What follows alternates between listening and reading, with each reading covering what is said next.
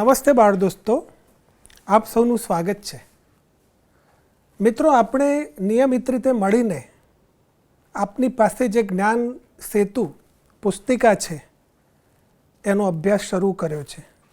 એમાં તમે પૂરતો રસ લઈ રહ્યા છો, સરસ રીતે એની પ્રવૃત્તિઓ કરી રહ્યા છો, પ્રશ્નોના જવાબ સમજી વિચારીને યોગ્ય રીતે લખી રહ્યા છો, એ વાતનો ઘણો જ આનંદ છે. સાથે સાથે આપ ગયા વર્ષે જે કંઈ ભણ્યા છો, જે કંઈ શીખ્યા છો, એને જ્ઞાન સેતુના માધ્યમથી એ જ્ઞાનને તાજું કરી રહ્યા છો. એ ખૂબ જ મહત્ત્વની વાત છે. ટૂંક સમયમાં જ્યારે તમે આપણા નવા ધોરણમાં એટલે કે 7મા ધોરણના ગુજરાતીના પાઠ્યપુસ્તકને સરસ રીતે ભણવાનું શરૂ કરશો, ત્યારે આ કરેલો વ્યાયામ, આ કરેલી પ્રવૃત્તિ અને જે કંઈ તમે તૈયારી કરી છે આ જ્ઞાન સેતુના માધ્યમથી, એ ઘણું જ ઉપકારક બનવાનું છે, ઉપયોગી બનવાનું છે. તો આજે આપણે ફરીવાર મળ્યા છીએ ત્યારે નવા કદમ આપણે જોવા છે.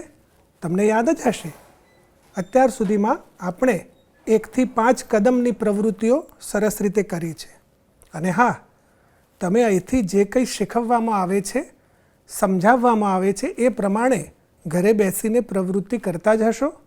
જરૂર પડે તમારા વાલી, તમારા મોટેરાઓ અને તમારા શિક્ષક મિત્રની પણ મદદ લેતા જ હશો એવો વિશ્વાસ છે. તો આજે આપણે બીજા 2 કદમ આગળ ભરવાના છે. તો શરૂ કરીએ. પહેલાં આપણું કદમ છે કદમ 6. તો જોઈએ કદમ 6ની પ્રવૃત્તિ. કદમ 6. વિદ્યાર્થી મિત્રો, અહીંયા કેટલાક પ્રશ્નો આપ્યા છે. મુખ્ય પ્રશ્ન આ રીતે છે, આપણે જોઈએ. પ્રશ્ન 1, આપેલ વાક્યનો સમાન અર્થ ધરાવતા વાક્ય પાઠમાંથી શોધીને લખો. તો મિત્રો, અહીંયા જે સૂચના છે એ ઘણી સ્પષ્ટ છે. ગત વર્ષે જે એકમ આપણે ભણ્યા છીએ એ નર્મદા મૈયા એકમને આપણે તાજો કરવાનો છે, યાદ કરવાનો છે. અને હા, તમારી પાસે પાઠ્યપુસ્તક હાથવગું જ હશે. તો અહીં જે 5 વાક્યો આપ્યા છે એ વાક્યો અલગથી લખાયેલા છે, પણ લેખકે પાઠમાં જે વાક્યો લખ્યા છે એ શોધવાના છે. બહુ જ મજાની પ્રવૃત્તિ છે. પણ હા, તમારે એને માટે નર્મદા મૈયા પાઠને વાંચવો પણ પડે. આપણે હવે એવું કરીએ કે અહીં 5 પ્રશ્નો જે આપ્યા છે એમાંથી પહેલો પ્રશ્ન આ રીતે છે. અજવાળી રાતે લોકો હોડીમાં બેસીને નદીના પ્રવાસનો આનંદ લે છે. હવે અહીંયા તમારે આ જ મતલબ ધરાવતું મૂળ વાક્ય તમારે શોધીને લખવાનું છે, સારા અક્ષરે લખવાનું છે. પણ તમારી અનુકૂળતા માટે હું તમને 1-2 ઉદાહરણ જરૂર આપું છું. તમે જોઈ શકો છો પ્રશ્ન 3 એ આ રીતે છે. આ પાણી ગુજરાત અને રાજસ્થાનમાં લોકોને પીવા અને ખેતી માટે ઉપયોગી થશે. હવે આ એક સરસ મજાનું સાદું વિધાન વાક્ય છે. લેખકે કેવી કલાત્મકતાથી પાઠમાં એ વાક્ય લખ્યું છે આપણે જોઈએ. પાના નંબર 31 પર એ વાક્ય આપ્યું છે. હું પહેલાં તમને મોટેથી વાંચી સંભળાવું છું. આ જળરાશિથી ગુજરાત અને રાજસ્થાનના કરોડો લોકોની તરસ છીપશે અને જમીનને સિંચાઈનો પણ લાભ મળશે. તો આપણે એ વાક્ય અહીંયા લખીએ છીએ.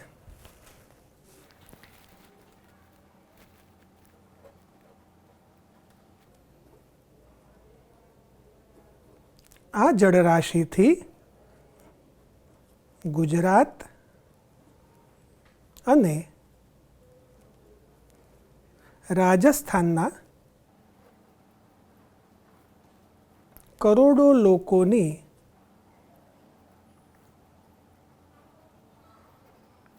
તરસ છીપશે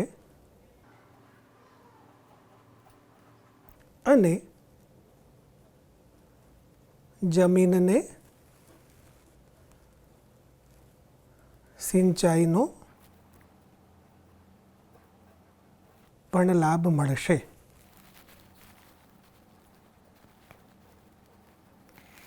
તો બાળ દોસ્તો, તમે જોઈ શકો છો કે કેટલી સરસ રીતે આપણે આ વાતને શોધીને લખી છે. અક્ષરો સારા કાઢવાના છે અને સ્પષ્ટ લખવાના છે.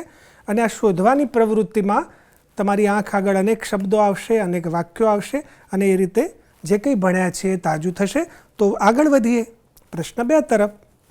પ્રશ્ન 2, ધોરણ 5ના પાઠ્યપુસ્તકના પાના નંબર 31 પર આપેલું ચિત્ર જુઓ અને તેનું વર્ણન લખો. આ તો તમને ગમે એવી સરસ મજાની પ્રવૃત્તિ છે. આપણે એ ચિત્ર જરા જોઈએ. પાના નંબર 31 પર હું તમને ટીવીના સ્ક્રીન પર એ ચિત્ર બતાવું છું. તમે તરત જ બોલી ઉઠ્યા હશો કે કબીરવડનું ચિત્ર છે.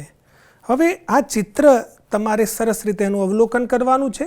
ગત વર્ષે પણ તમે એનું અવલોકન કર્યું જ હશે, પણ આજે ફરીવાર આ તક મળી છે તો અવલોકન કરવાનું છે અને પછી તેનું વર્ણન આપણે લખવાનું છે. બાળ દોસ્તો, કબીરવડનું વર્ણન હું પણ કરી શકું, તમે પણ કરી શકો, પણ દરેકનું વર્ણન પોતીકું હોય, આગવું હોય, પોતાની રીતે હોય.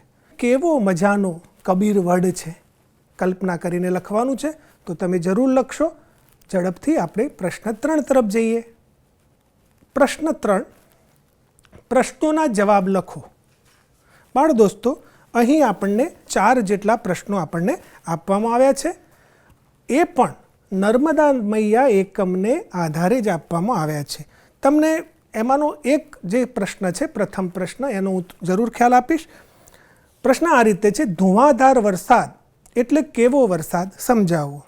હવે અહીં લેખકે પાઠ્યપુસ્તકમાં શબ્દ વાપર્યો છે કે ધુવા એટલે ધુમાડો ને ધાર એટલે પાણીની ધાર. બરાબર? તો આપણે લખીએ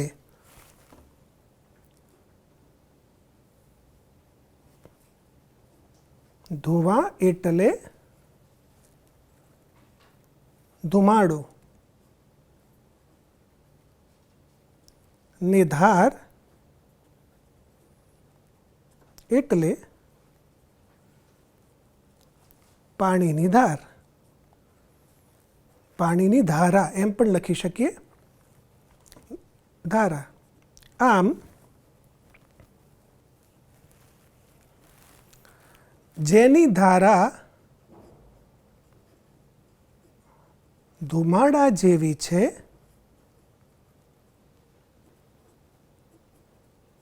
તેવો વરસાદ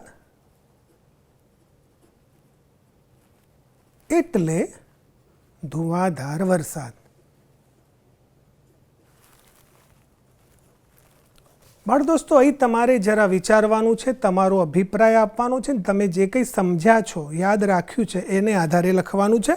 સરસ મજાની પ્રવૃત્તિ તમે કરશો. તો બાળ દોસ્તો, આપણે ગત વર્ષે જે કંઈ ભણ્યા છીએ, શીખ્યા છીએ, જાણ્યું છે, ગાંઠે બાંધ્યું છે, એને જરા તાજું કરવાની જ આ પ્રવૃત્તિ જ્ઞાન સેતુના માધ્યમથી કરી રહ્યા છીએ. હવે પછીનો જે પ્રશ્ન છે એ મજાનો છે, રસપ્રદ છે, તમને મજા પડશે. તો જોઈએ સ્ક્રીન પર એ પ્રશ્ન. પ્રશ્ન 4, પદક્રમને યોગ્ય રીતે ગોઠવી અર્થપૂર્ણ વાક્ય બનાવી લખો. બાળ દોસ્તો, અહીં પદક્રમની વાત છે, એટલે કે તમે સમજી શક્યા છો કે વાક્યમાં શું હોય, તો શબ્દો હોય. શબ્દોની ચોક્કસ પ્રકારની ગોઠવણી હોય અને વાક્ય કહેવાય. અને વાક્યમાં દરેક શબ્દ એક પદનું કામ કરે છે, પણ એ પદનો જો ક્રમ ઉલટો સુલટો થઈ જાય તો વાક્યનો અર્થ બરાબર પહોંચતો નથી. આપણે અહીં કેટલાક વાક્યો એવા આપ્યા છે કે જેમાં ક્રમ આડોઅવળો થઈ ગયો છે. હવે આપણે એવું કરવાનું છે કે આ જે વાક્યોમાં ક્રમ ઉલટસુલટ થયો છે એને સરસ રીતે ગોઠવીને એવું કરવાનું છે કે વાક્ય અર્થપૂર્ણ બને. આપણે એકાદ વાક્યનું ઉદાહરણ જોઈએ. જેમ કે અહીં પહેલું વાક્ય આ રીતે છે કે પાણીથી ખેતર વરસાદના ભરાઈ ગયા. હવે તમે જુઓ, આમ કશુંક બને છે ખરું, પણ કશુંક અસ્પષ્ટ રહી જાય છે. એમ થાય છે કે આમાં કંઈક ખૂટે છે, કશીક ખામી છે. પદક્રમને યોગ્ય ગોઠવણ કરીએ એની તો કેવી રીતે બનશે? આપણે એ વાક્ય આ રીતે બનાવી શકીએ કે વરસાદના પાણીથી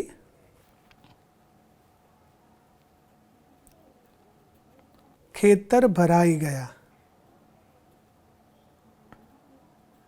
આ રીતે લખ્યા પછી આપણે વાક્યને વાંચવાનું છે. જે નવું વાક્ય બનાવ્યું એ મોટેથી કે વરસાદના પાણીથી ખેતર ભરાઈ ગયા. તો બીજું જે કંઈ કામ છે એ તમારે જાતે તમે જરૂર કરજો. જેમ કે ગયો ડુંગર ઝડપથી પર ઝીલ ચડી. હવે આમ કેવું લાગે છે, જાણે કાવ્યની પંક્તિ ઉલટ સુલટ હોય એવું લાગે છે, પણ તમે થોડુંક વિચારશો એટલે ચોક્કસ રીતે સાચો પદક્રમ તમને ખ્યાલમાં આવશે અને તમારે એ લખવાનો છે. આવા કુલ 5 પ્રશ્નો છે.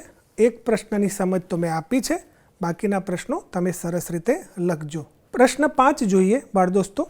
કૌંસમાં આપેલા શબ્દોનો ઉપયોગ કરી ખાલી જગ્યા પૂરો.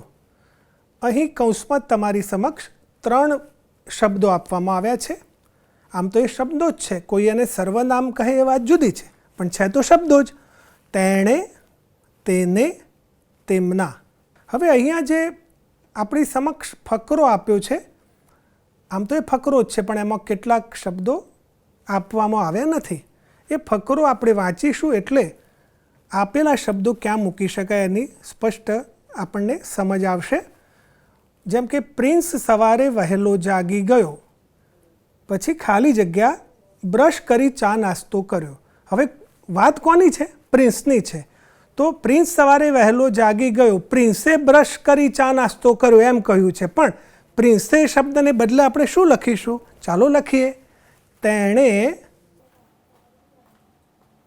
બ્રશ કરી ચા નાસ્તો કર્યો. હવે આગળની વાત હું બધું કહીશ તો પછી આ સ્વાધ્યાયનું કામ તમે કેવી રીતે કરી શકશો? તમારે જાતે કરવાનું છે.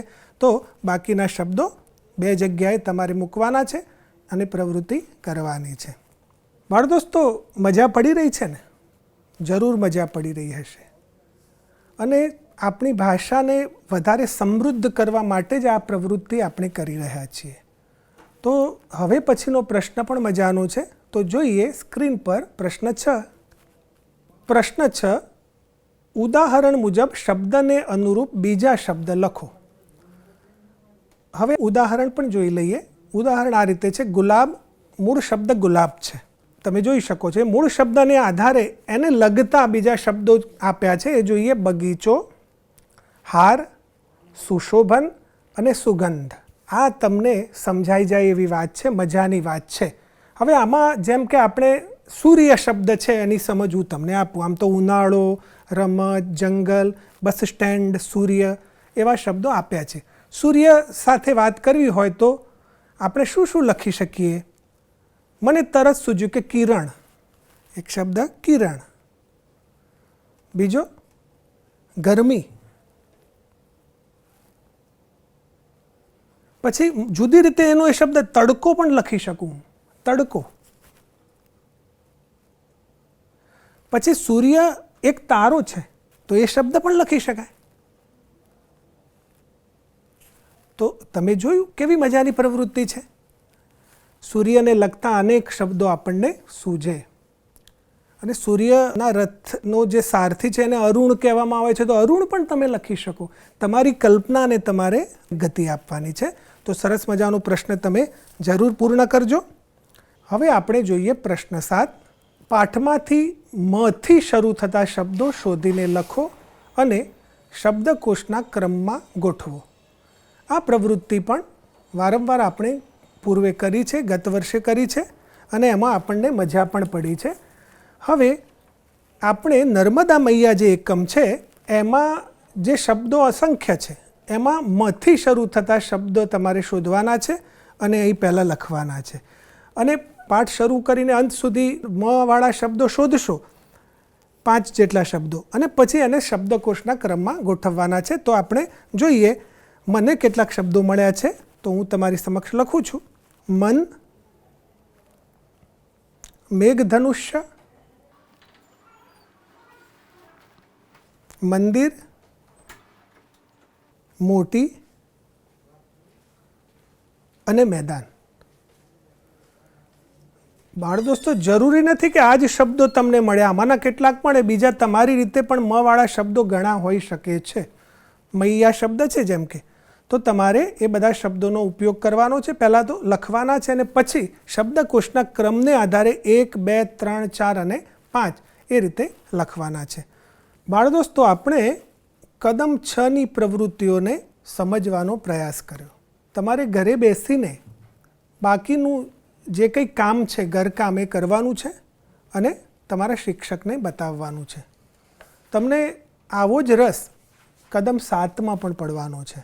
તો આપણે શરૂ કરીએ કદમ 7ની પ્રવૃત્તિઓ. સ્ક્રીન પર જોઈએ કદમ 7. પ્રશ્ન 1. કાવ્ય પંક્તિ પૂર્ણ કરો. હવે અહીંયા તમારે ગત વર્ષે જે કવિતા માણી હતી અલ્લક દલ્લક ઝાંઝર જલ્લક, એ કવિતાને યાદ કરવાની છે. હવે કેટલાક મિત્રોને તો એ કંઠસ્થ થઈ ગઈ હશે, કેટલાકને ક્યાંક ભૂલી પણ ગયા હશે થોડું ઘણું, પણ આપણે અહીંયા આપેલી જગ્યામાં એ તમારે પહેલાં તો ગાવાની છે અને પછી લખવાની છે કે રાધા દોડે ચિત્ત અધૂરે રાસ રચ્યો છે અલ્લક દલ્લક સૂર વણાએ ધીરે ધીરે ઉર તણાએ પલ્લક પલ્લક અલ્લક દલ્લક ઝાંઝર જલ્લક રઢિયાળો જમનાનો મલ્લક એથી સુંદર રાધા ગોરી મુખડું જળકે જલ્લક જલ્લક. તો આ તમારે ગાવાનું પણ છે અને લખવાનું પણ છે, તો તમે આ પ્રવૃત્તિ જરૂરથી કરજો. એ પછીનો પ્રશ્ન આપણે જોઈએ.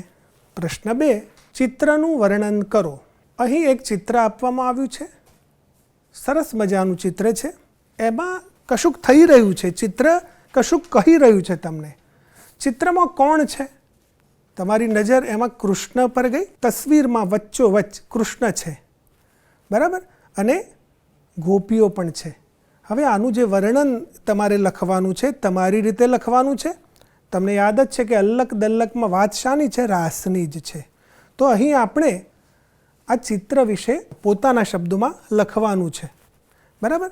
અને તમને એમાં જરૂર રસ પડશે, પણ હા, ચિત્રનું સારી રીતે અવલોકન કરશો, એને આધારે લખશો તો કોઈ વાત છૂટી પણ નહીં જાય અને તમે યોગ્ય રીતે એ ચિત્રનું વર્ણન કરી શકો.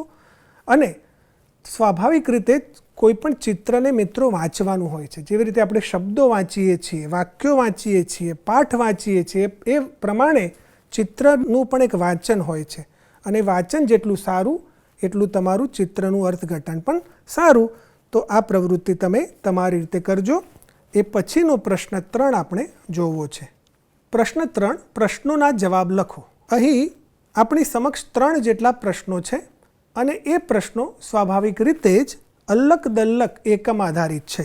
જેમ કે કૃષ્ણને રાસ રમતા રીસ કેમ ચડે છે? એક સવાલ આવો છે. બીજો સવાલ છે કે રાધિકા શા માટે રડે છે? અને ત્રીજો સવાલ છે રાધિકા કૃષ્ણને તારા ચરિત્ર ક્યાં છાના છે એવું શા માટે કહે છે? બાળ દોસ્તો, તમને એ ખ્યાલ હશે કે ગત વર્ષે અલ્લક દલ્લકને આપણે માણ્યું હતું, ગાયા પણ હતા, પણ આ કાવ્યમાં કશીક ઘટના પણ હતી કે રાસ રમતી વખતે કંઈક બને છે. રાધિકા રડે છે. કેમ? એનો હાર ખોવાઈ ગયો છે. એટલે એ કૃષ્ણને ફરિયાદ કરે છે કે તેલ લીધો છે. તો કૃષ્ણ રિસાય છે, રાધિકા રડે છે, કૃષ્ણ રિસાય છે અને આખી વાત બને છે. પહેલો પ્રશ્ન છે કૃષ્ણને રાસ રમતા રીસ કેમ ચડે છે? આપણે લખીએ, કારણ કે રાધિકા પોતાનો હાર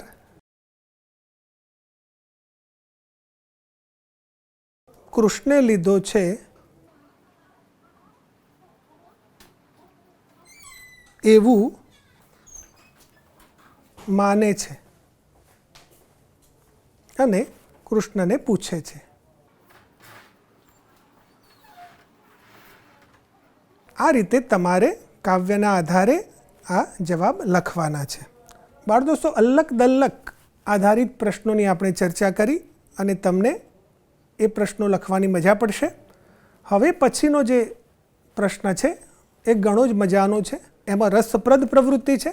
તો જોઈએ એક નવો પ્રશ્ન. પ્રશ્ન 4, અલગ પડતા શબ્દ પર લીટી દોરો. બાળ દોસ્તો, અહીં તમારી સમક્ષ કેટલાક શબ્દો આપવામાં આવ્યા છે.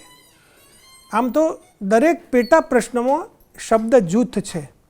જેમ કે પહેલો પ્રશ્ન છે કે પીપળી, લીમડો, બાવળ, વાલોળ, વડ, આંબલી, આંબો, બરાબર. તો આ બધા જ શબ્દો છે. એ જ રીતે આપણે બીજો પ્રશ્ન લઈએ તો તમે જોઈ શકો છો કે મગ, અડદ, મઠ, તુવેર, તુલસી, વાલ અને વટાણા. ત્રીજો પ્રશ્ન જે છે એ પણ વાંચી લઈએ. સેવ, ટામેટા, ફ્લાવર, કારેલા, કોબીજ, બટાટા, શક્કરિયા. હવે અહીં જે આપણે પ્રવૃત્તિ કરવાની છે એ કઈ કરવાની છે? તમે સમજી શકો છો કે અહીં શબ્દો તો બધા શબ્દો જ છે, જુદા કેવી રીતે પડી શકે શબ્દો? તો શબ્દ તમારે એની ભાતને ઓળખવી પડે. જેમ કે કેટલાક શબ્દોમાં માત્ર કઠોળ છે, પણ એમાં એકાદ શબ્દ કઠોળ નહીં હોય એવું બને. કેટલાક શબ્દોમાં બધા શાકભાજીના નામ છે, પણ એકાદ શબ્દ શાકભાજીને લગતો નહીં હોય એમ બને. તો એકાદ શબ્દ જૂથ એવું છે કે એમાં વૃક્ષોના નામ છે, પણ ક્યાંક એકાદ શબ્દ એવો હશે કે જે વૃક્ષ નહીં થતું હોય. તો તમારે એ વિચારવાનું છે. હવે આપણે અહીં જે છેલ્લો ત્રીજો જે સવાલ છે એને જોઈએ તો કયો શબ્દ જુદો પડે છે? તમે કહી શકશો કે સેવ શબ્દ જે છે એ અલગ પડતો શબ્દ છે. તો આ વિચારવાની જે પ્રક્રિયા થઈ છે એ મજાની છે, અને એ જ રીતે આપણું જ્ઞાન વિકસતું હોય છે. આપણે વર્ગીકરણ કરી શકીએ, પૃથક્કરણ કરી શકીએ, અર્થઘટન કરી શકીએ, એ બધી પ્રવૃત્તિઓથી આપણું જ્ઞાન વિકસતું હોય છે. બાળદોસ્તો, જ્ઞાન સેતુ પુસ્તિકાનું મહત્ત્વ ધીમે ધીમે તમને સમજાતું ગયું હશે. શરૂઆતમાં તો તમને નવાઈ લાગી હતી કે વળી આ પ્રવૃત્તિ કરવાની શી જરૂર છે? અમે ગયા વર્ષનું બધું ભણ્યા છીએ, હવે ફરીથી ભણવાની ક્યાં જરૂર છે? પણ તમને હવે સમજાયું હશે કે આ ફરીથી ભણવાની વાત નથી. આ તો જે કંઈ ભણ્યા છીએ એને યાદ કરવાની વાત છે, થી સમજી લેવાની વાત છે, એને તાજું કરી લેવાની વાત છે, અને તમે સરસ રીતે આ કામ કરી રહ્યા છો. તો હવે પછીનો જે આ કદમનો પ્રશ્ન છે એ પણ એટલો જ મજાનો છે. તો જોઈએ સ્ક્રીન પર એ પ્રશ્ન. પ્રશ્ન 5, કૌંસમાં આપેલા શબ્દોનો ઉપયોગ કરી તમારા ગામ વિશે 5-7 વાક્યો લખો. હવે અહીં લેખનની પ્રવૃત્તિ કરવાની છે, એ તમે સારી રીતે સમજી શક્યા છો. સૂચનાને આધારે આપણે જ્યારે 6થા ધોરણમાં છીએ ત્યારે આવી સૂચનાઓ સારી રીતે સમજી શકતા હોઈએ છીએ, વાંચી શકતા હોઈએ છીએ. 5-7 વાક્યો લખવાના છે એનો મતલબ શું? કાં તો 5 લખીએ, મિનેશભાઈ 6 લખે, સુભાષભાઈને એમ થાય કે હું 7 લખું તો 7 વાક્યો લખે. તો અહીં એક સ્વતંત્રતા છે. આ એક પ્રકારનું સ્વતંત્ર લેખન છે બાળ દોસ્તો, અને ભૂતકાળમાં આપણે કર્યું છે, અને હજુ તો નવા ધોરણોમાં, હવે પછીના ધોરણોમાં એમાં આપણે ગતિ આપવાની છે, વધારે ઊંડાણથી આપણે લેખન પ્રવૃત્તિ શીખવાની છે અને કરવાની છે. તો અહીં આ જે કંઈ તમારે લખવાનું છે, આમ તો એક ફકરો ગણી શકો, નાનકડો નિબંધ પણ આને ગણી શકો તમે, એક લેખનની સ્વૈર વિહારની પ્રવૃત્તિ પણ તમે ગણી શકો. તો એને માટે તમને ચોક્કસ શબ્દો આપવામાં આવ્યા છે. આમ તમને સ્વતંત્રતા આપી છે, પણ આમ થોડાક તમને બાંધ્યા પણ છે. તો એ શબ્દો આ રીતે છે કે નામ, તળાવ, રસ્તા, નિશાળ, વ્યવસાયકારો, મેળા, ગ્રામ પંચાયત, સરપંચ, ધર્મસ્થાનો. તો હવે આપણે, મેં કહ્યું એમ તમારે સ્વતંત્ર રીતે આ નિબંધ લખવાનો છે અથવા વાક્યો લખવાના છે, પણ એક વાક્ય લખવું હોય તો પોતાના ગામનું નામ તમારે લખવાનું. હું ગામનું નામ છોડી દઉં છું, પણ એક વાક્યની શરૂઆત આપણે આ રીતે કરી શકીએ. મારું ગામ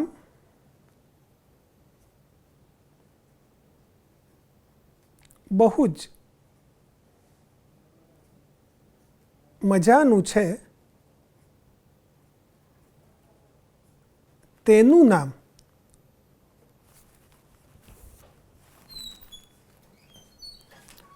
હવે હું ખાલી જગ્યા છોડીને છે એમ લખી દઉં છું. તમારે એ જગ્યામાં પોતાના ગામનું નામ લખવાનું છે. પોતાનું ગામ બધાને મજાનું જ લાગે, બરાબર, પણ ઘણા શરૂ આમ કરે કે મારા ગામનું નામ સોનાસણ છે, સોનાસણ મારું ગામ છે. એના કરતાં જરા જુદી રીતે પણ તમે શરૂઆત કરી શકો કે મારું ગામ બહુ જ મજાનું છે, એનું નામ, પછી નામની વાત આપણે કરીએ તો એની એક મજા છે. તો બાળ દોસ્તો, આગળનું જે કંઈ કામ છે તમારે કરવાનું છે, કારણ કે હું તો તમને માત્ર નાની મોટી સૂચના આપવા માટે આવ્યો છું, સમજાવવા આવ્યો છું, માર્ગદર્શન પૂરતું મારું કામ છે. બાકીનું કામ તમારે જાતે કરવાનું છે. તો તમને આમાં ખૂબ જ મજા પડશે. અને હવે આપણે હજુ એક પ્રશ્ન પણ જોવો છે, અને એ ઘણો જ મજાનો પ્રશ્ન છે. પ્રશ્ન 6. બાળ દોસ્તો, જ્ઞાન સેતુ દ્વારા આપણે ગત વર્ષ અને આ વર્ષ વચ્ચે સેતુની કામગીરી કરી રહ્યા છીએ. 5મું ધોરણ અને 6ઠું ધોરણ એને લિંક કરી રહ્યા છીએ, એને જોડી રહ્યા છીએ અને એની જ મજા છે બાળ દોસ્તો. હવે પછીનો જે અંતિમ પ્રશ્ન છે કદમ 7નો, એ ખૂબ જ મજાનો પ્રશ્ન છે. વિદ્યાર્થી મિત્રો, સ્વાભાવિક રીતે જ આપણે શાળામાં તો ભણીએ જ, આપણા વર્ગમાં ભણીએ, પણ એ સિવાય પણ આપણે ભાષા ઘરેથી પણ શીખતા હોઈએ છીએ, મિત્રો સાથેના સંવાદમાંથી પણ ભાષા શીખતા હોઈએ છીએ, આપણી વાતચીતમાં આપણે ક્યાંક કશું વાંચીએ એમાંથી પણ આપણને નવા શબ્દો મળતા હોય છે અને એનો ઉપયોગ આપણે કરતા હોઈએ છીએ. વારંવાર એક શબ્દ આપણા કાને પડે અથવા આંખે ચડે પછી એનો આપણે ઉપયોગ કરીએ અને એ રીતે આપણું ભાષા જ્ઞાન વધતું જાય છે, વિકસતું જાય છે.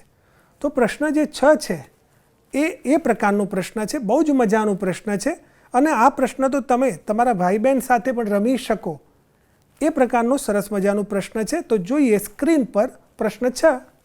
પ્રશ્ન 6, ઉદાહરણ મુજબ શબ્દના અંતિમ અક્ષર પરથી આગળ શબ્દની હારમાળા બનાવો. શબ્દની હારમાળા બનાવવાની છે. આપણે અંતાક્ષરી પણ રમતા હોઈએ છીએ ગાતી વખતે, જુદા જુદા ગીતો ગાઈએ, છેલ્લો અક્ષર કયો એ પ્રમાણે આપણે રમતા હોઈએ છીએ. તો એ ઉદાહરણને પહેલાં જોઈ લઈએ. જેમ કે એ પંખી શબ્દથી શરૂઆત કરી છે, પંખી. તો ખી ઉપરથી શબ્દ બન્યો ખીર, ર પરથી બન્યો રજત, રજત એટલે ચાંદી, રજત પછી તમામ, ત આવ્યો ને તો ત પરથી શબ્દ બન્યો તમામ, મ પરથી એક વ્યક્તિ નામ બન્યું મગન અને ન પરથી પાછું એક સરસ મજાના કવિનું નામ બન્યું નરસિંહ અને હ આવ્યો તો હ પરથી હસ્તમેળાપ, પ પરથી પાછો પતંગ શબ્દ બની શકે. આ તો લાંબી ચાલે પ્રક્રિયા અને આ એક રમત છે. હવે તમને એક શબ્દ હું આપું છું, તો હસ્તમેળાપ, તો પ ઉપરથી આપણે એક શબ્દ લખીએ છીએ પતંગ. હવે પતંગ શબ્દ આવ્યો તો છેલ્લે ગ આવ્યો ને, તો ગ પરથી આપણે એક શબ્દ લખીએ ગતિ.